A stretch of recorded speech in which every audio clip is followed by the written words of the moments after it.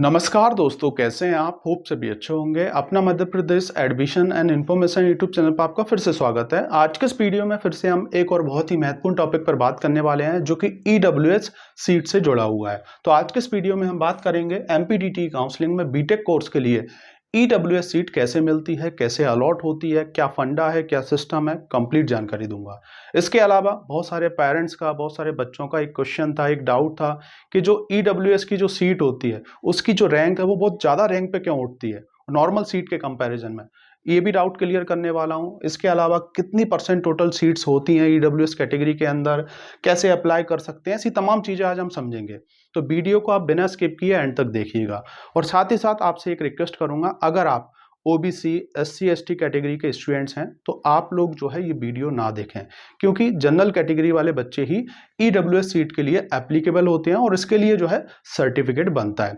Certificate उन्हीं बच्चों का बनता है जिनके फैमिली इनकम जो है 8 लाख से कम है और आपके पास एमपी डोमिसाइल सर्टिफिकेट भी होना चाहिए, मतलब मध्य प्रदेश का मूल निवासी। अदर स्टेट के जो स्टूडेंट्स हैं वो इस सीट के लिए एप्लीकेबल नहीं है। अगर आपके पास बना भी है सेंट्रल लेवल का तो आप एमपी के अंदर काउंसलिंग नहीं कर पाएंगे।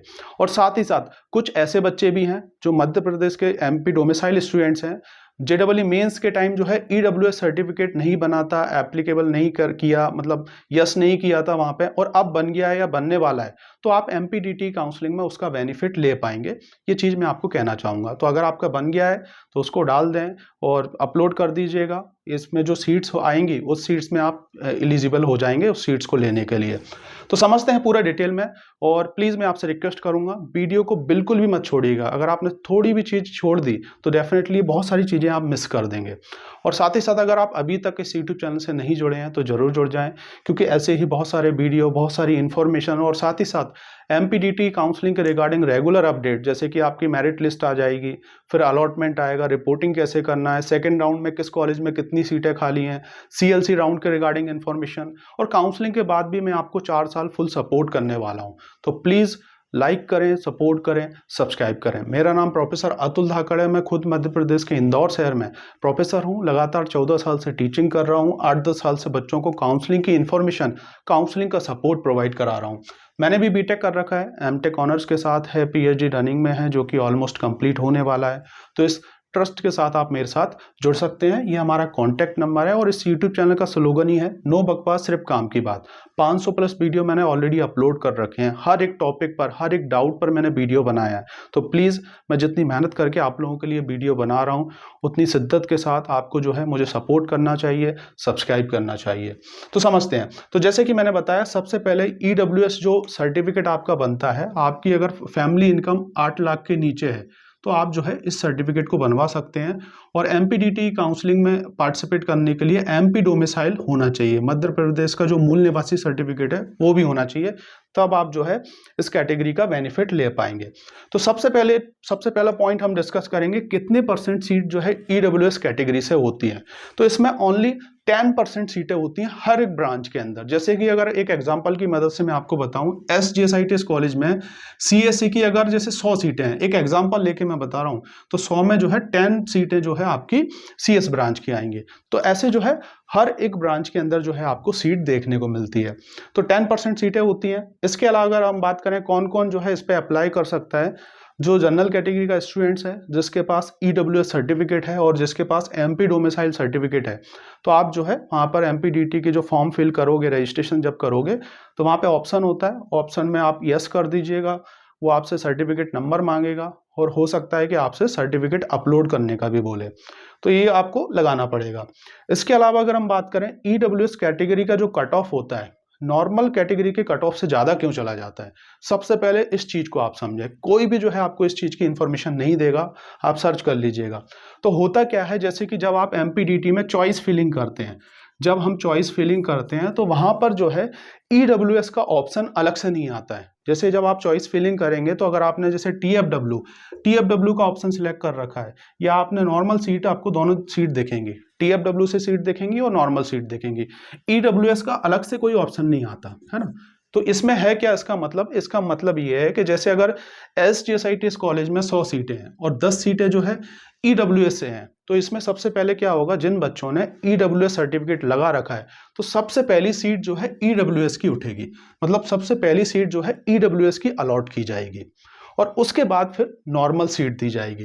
तो इसलिए जो है इसमें जो इसका कट ऑफ है वो ज़्यादा चला जाता है, मतलब ज़्यादा रैंक पे ये सीट उठती है। जैसे कि ईडब्ल्यूएस के अंदर अगर 45,000 पे सीट उठेगी तो नॉर्मल जो अगर हम बात करें तो वो 50,000 तक जाएगी या इससे कम जाएगी, ये डिपेंड करेगा ब्रांच वाइज और कॉलेजेस वाइज। तो ये समझ पाए होगे आप, सबसे पहले ईडब्ल्यूएस की सीट अलॉट होगी और उसके बाद जो है फिर नॉर्मल सीट जो है दी जाएगी। तो इसलिए जो है ईडब्ल्यूएस कैटेगरी में जो है जो कट ऑफ जो रैंक है ज़्यादा चली जाती है, मतलब ज़्यादा रैंक पे ये उठता है। और चॉइस फिलिंग में अलग से इसका ऑप्शन नहीं आता है, जैसे मैंने आपको बताया बाय डिफ़ॉल्ट ही जो है सबसे पहले वो सीट आपको दी जाएगी। अगर आपने यस कर रखा है, नो कर रखा है तो जो नॉर्मल सीट है उसके लिए आप एप्लीकेबल होंगे। ईडब्ल्यूएस सर्टिफिकेट जैसे मैंने बताया आपका इनकम 8 लाख के नीचे होना चाहिए, जनरल कैटेगरी के आप हैं, एमपी डोमिसाइल है, तो जो है ये बन जाता है, आसानी से बन जाता है। अगर आप जाएंगे तो शायद 10-15 दिन का टाइम लगता है और आपका सर्टिफिकेट आसानी से बन जाएगा। कुछ डॉक्यूमेंट्स वगैरह लगते हैं तो आप बना सकते हैं और 1 साल के लिए वैलिड होता है, हर साल इसको रिन्यू करा सकते हैं। बाकी अगर आपने एक बार एडमिशन ले लिया तो उसी टाइम आपको लगेगा। बाकी अगर कॉलेज वाले मांगते हैं कि इसको रिन्यू करा के आप देते जाएं तो वो करते जाइएगा, कोई दिक्कत नहीं जाएगी। एक बार आपका नंबर आ गया, उसमें आरएस और इस टाइप से करके नंबर लिखा होता है, वही नंबर हमें एमपीडीटी की काउंसलिंग में फिल करना होता है और डॉक्यूमेंट्स भी उसका जो जेपीजी फॉर्मेट है वो अपलोड भी करना पड़ता है कभी कभी। तो होप आप समझ पाए होंगे कि ईडब्ल्यूएस जो सीट है उसके अलॉटमेंट का सिस्टम यही है कि जैसे कि अगर किसी कॉलेज में 100 सीटें हैं और उसके ऊपर 10 सीटें अगर जैसे ईडब्ल्यूएस की हैं तो सबसे पहले जिन बच्चों ने ईडब्ल्यूएस सर्टिफिकेट एप्लीकेबल कर रखा है, लगा रखा है, उनको वो सीट हटती जाएगी। बाकी बच्चे जो जाएंगे फिर नॉर्मल सीट के लिए चले जाएंगे और वो नॉर्मल सीट दी जाएगी। हर एक ब्रांच के अंदर ऐसा सिस्टम चलता है। तो होप आप इस वीडियो के माध्यम से ईडब्ल्यूएस कैटेगरी की जो सीट्स होती हैं उसके बारे में जान पाए होंगे।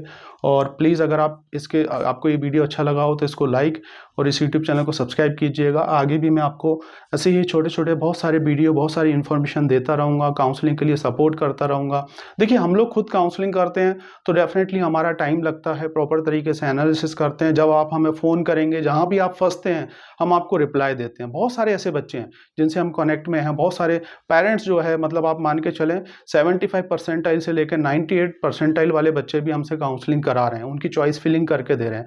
एक सिंपल सा ये है कि आपको अगर 90% आता है तो हम 10% आपकी मदद कर देंगे, या अगर आपको 10% नहीं आ रहा है तो हम 90% आपकी मदद कर देंगे। एक तरीके से एक बैकअप मिल जाता है आपको, और कहीं कुछ भी चीज़ में आप फंसते हैं तो उसके लिए हम सपोर्ट करते हैं। तो इसलिए थोड़ा बहुत जो भी बेसिक चार्जेस लेते हैं और आपको प्रॉपर तरीके से हम ये करके दे रहे हैं।